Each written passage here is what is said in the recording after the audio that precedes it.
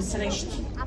Всяка година търсим най-хубавите думи за този ден и всеки път осъзнаваме, че вълнението и емоциите на този ден не се побират в слово.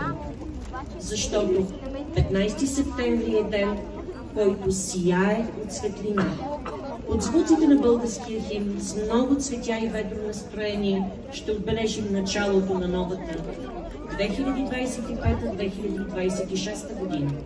Трепетът на първи учебен ден ще ни съпътства дълго, ще ни зарежда с оптимизъм и смели мечти. Скъпи първокласници,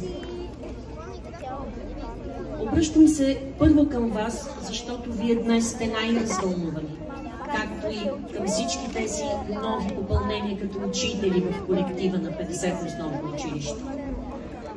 Две неща искам да ви кажа. Учението е решение за път. Това го пише там горе. Тази година този девиз ще ни води. Мили деца, не забравяйте, че това, което никой не може да ви отнеме, е знанието, което ще придобиете само чрез учене. Благодаря ви, че сте избрали да бъдете част от 50-то основно училище, училище с славна история, а днес вие вече ставате част от тази история.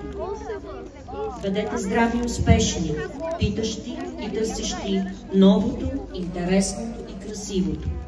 Нека трудностите не ви плашат. Бъдете уверени, че до вас са учителите, които са загрижени, знаещи и добронамерени приятели.